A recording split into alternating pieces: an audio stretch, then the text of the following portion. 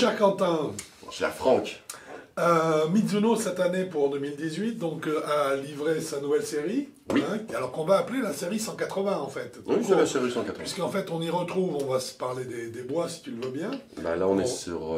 Voilà, on est justement sur le driver. Voilà. Mais la série 180 en fait se distingue en deux modèles qui sont le ST que nous avons testé, Voilà. qui est donc le modèle Low Trajectory, trajectoire basse de chez Mizuno pour ce ST 180, Ouais. et puis le GT 180 qu'on n'a pas encore.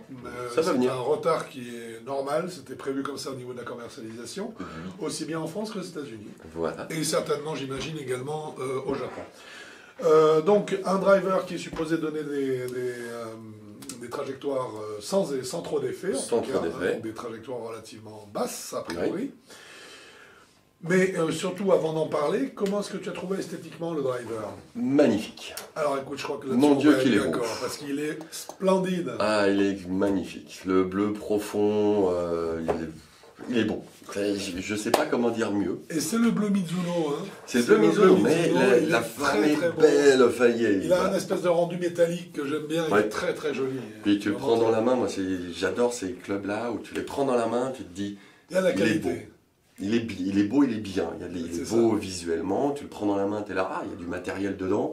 Enfin, tu sens, ça, au toucher, ça transpire la qualité. Alors, en plus, je ne sais pas ce que tu en as pensé, mais par rapport à des drivers qui se font aujourd'hui, qui sont des fois un petit peu biscornus, ou qui font un petit peu vaisseau de science-fiction, si tu veux, dans les Légère, machins, ouais. lui a une pureté de forme de tête extraordinaire. C'est vraiment la forme de poire. Standard. Il est vraiment d'un classicisme. C'est un club qui pourrait être, j'extrapole, mais qui pourrait être en bois, en persimmon.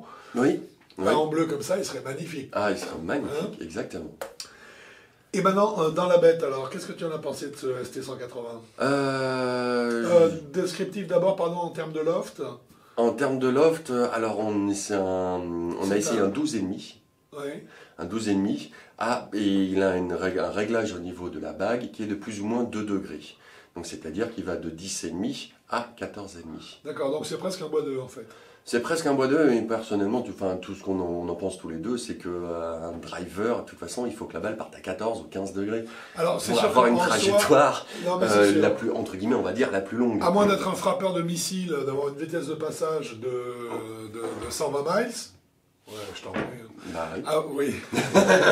À moins d'avoir une vitesse de passage de 120 miles, il est évident que le gain de tout golfeur pour obtenir un maximum de distance, c'est de jouer sur un peu plus de hauteur de balle. On se rend compte aujourd'hui que la portée est vraiment fondamentale.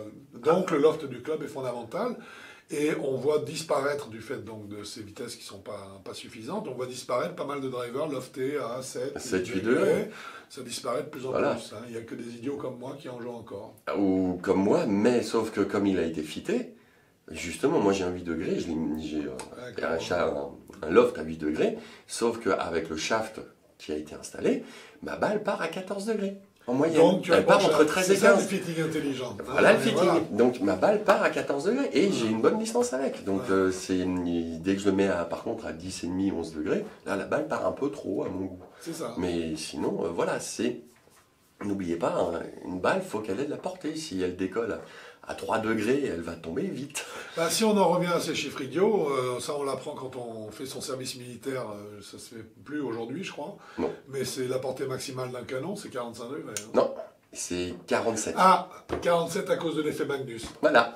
Exact. Mais enfin donc on est toujours sur cette C'est idée, voilà, c'est ça. Hein. Donc voilà. en fait ça, c'est si on a une très grande vitesse et que ça peut nous amener... et ça peut finir par monter. Voilà, Voilà, donc je trouve en fait, une grande cohérence. Était cohérent comme... Voilà, comme et je pense qu'on a bien regardé sur Internet, il y a quand même des lofts plus bas, ça dépend des têtes. Oui. Donc il y a ça de quoi sera peut-être contenter du celui qui monde. sera pour le marché français. Je pense que on va dire le 12,5. Ouais. Et en fait, pour tout le monde. Stock, ça va être le stock club. Le vente, voilà, le club ça. de vente. C'est ça. Alors, comme manche, on avait un manche un petit peu particulier. On avait un Kuro Cage de ces Mitsubishi. En régular, c'est ça. Ce qui tombait très bien avec le 12,5. Oui, absolument. Un compromis idéal, oui. Moi, je trouvais ça bien. Alors, maintenant, la bête en soi, qu'est-ce qu'elle a dans le ventre? Elle a juste beaucoup de tolérance. À part ça, pas grand-chose. C'est-à-dire que la balle, on la tape, le club est hyper tolérant. La trajectoire est standard. Elle casse pas des briques non plus. Le sweet spot est assez grand. On va dire un bon euro. Et un euro facile. Un euro Alors facile. ça c'est bien parce que ça augmente un petit peu le spectre de joueurs concernés toujours. Hein. Oui, Plus le sweet spot est grand, plus entre guillemets le club convient à tout le monde. Hein. Exactement. Et on peut un peu travailler les balles.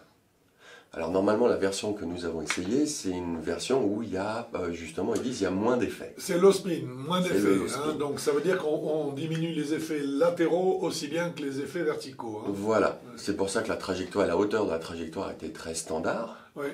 Mais je trouve qu'on ressentait, moi j'ai ressenti le côté low spin. Hein. J'ai eu l'impression que la balle sortait très neutre du club. Oui, assez neutre. Pourtant, on pouvait mettre un peu de draw et un peu de fade. Un petit peu, on l'a fait. Hein. Mais par contre, elle sort neutre, on sent qu'elle a peu de backspin. Je pense qu'au niveau du spin, elle doit être assez... Oui, je pense qu'ils ont fait du bon matériel là-dessus.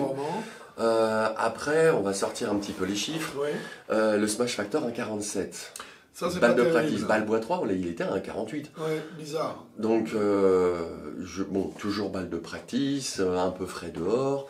1,47, je pense qu'avec des balles, on va dire normales, des balles... Tu pourrais monter à 1,48 sûr. 1,48 sûr, peut-être 1,49, parce que quand on avait... 1,49, ça le mettrait dans la bonne... N'oublie pas, quand on tapait dedans, on avait aussi de très bonnes sensations quand on était à peu près dans le sweet spot. Donc, ce genre de sensations-là, pour moi, ça fait monter le smash factor, parce que on a quand même un sens du toucher qui est là. Assez agréable. Après, avec les vitesses, il n'envoyait pas très très loin. Oui, alors c'est ce que j'allais dire. Moi, c'est l'impression que j'ai eue, si tu veux. En fait, il est régulier, il est constant. Tu prends deux fois la balle dans deux endroits différents de la phase de club, ça réagit à chaque fois. Deux pointes, ça fait deux fois la même trajectoire. Oui. Deux coups centrés, deux fois la même trajectoire. Ça, exactement. Par contre, j'étais un peu déçu par... on en revient au moteur du club qui est le shaft, hein, bien sûr. Ouais. J'étais un peu déçu par le manque de répondants, hein, du shaft. Je crois que c'est cohérent avec la tolérance, on va dire la neutralité du club. La neutralité du club, et puis aussi pour que ça aille aussi à des joueurs qui ont une vitesse qui est moindre, parce qu'on avait beau avoir, là on avait du régular, donc c'était parfait. On a fait des vitesses moindres aussi, on a diminué la vitesse, on a vu que même si le club était plus cohérent à vitesse plus faible, on n'a pas eu d'un coup la surprise de voir le smash factor monter, ou d'avoir sur le traceur, d'avoir simplement les distances colossales à s'afficher. Hein. Oui, donc c'est pour ça que je l'ai trouvé standard comme club. Alors oui, j'imagine, on pourra en parler mieux un peu plus tard, mais j'imagine que le GT 180 qui va sortir, et qui a priori visuellement, en tout cas c'est clair, offre plus de réglages. C'est un club qui doit être plus poussé. S'ils ont poussé également au niveau du shaft, peut-être que ce sera un club plus performant.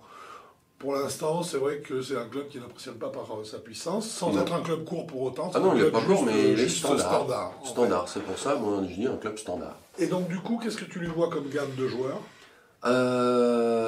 Alors, avec le stock shaft, je descends pas en dessous de 15.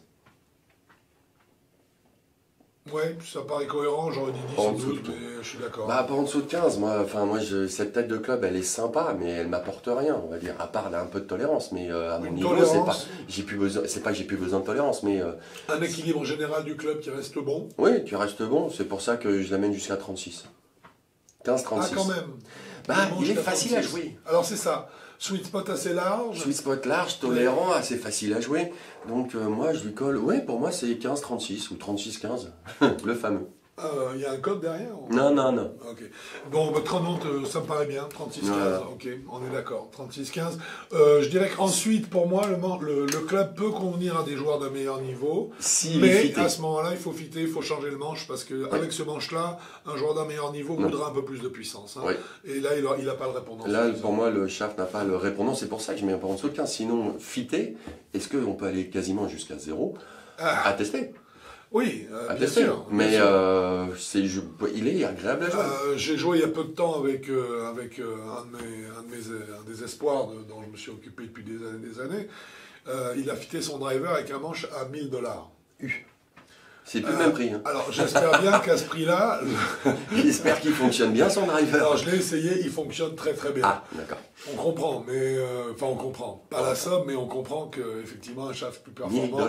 $1000. $1000. Le shaft... Ouais, pas la tête Là, ni on le se grip. rend bien compte quand Et on le voit que grip, le il est en prix, or. vous avez eu un article assez long dans un blog, sur le blog d'Avigolf là-dessus, sur le prix de revient d'un club.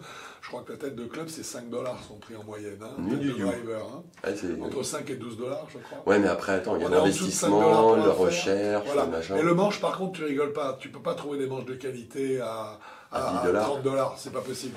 C'est pas possible. Parce que là, on parle vraiment de fibres de carbone croisées, entrecroisées selon un certain nombre d'axes, avec... Non, c'est bon, on arrête là, On arrête je suis là. perdu là. Enfin, pas perdu. Combien il coûte alors, dis-moi, ce driver? Alors, prix catalogue, il est à 499 €. Donc on est juste en dessous de la barre fatidique des Ouais, 500. donc 500 €, quoi. Voilà. Ce qui va faire que tu vas donner quelle note à la carte à ce ST 180 de pas chez évident, Mitsubishi. moi je lui mettrais un 7 en fait. Parce qu'à part la tolérance, la beauté du club, bon matériel, il apporte rien. Ben, moi je vais faire comme toi parce que je suis un peu déçu en fait. J'attendais, comme on en avait parlé, hein, j'attendais qu'on ait les clubs entre les mains parce que je voulais vraiment tester ce ST180. On nous avait dit, enfin, une fois de plus, Mizuno sur les divers supports qui lui appartiennent a fait beaucoup de pubs sur la puissance de driver qui serait une puissance comme on n'avait jamais vu. Qui serait en driver ce que un peu les JPX 900, tu te souviens de ces fers, qui est magnifique. magnifique, non incroyable. seulement beau, mais on voit des avions. Qui avait une puissance incroyable. Ah oui. Je me suis dit, le ST180, ça va être ça. Voilà. Ils le vantent en disant, vous allez voir, c'est la révolution de Mizuno concernant le driving.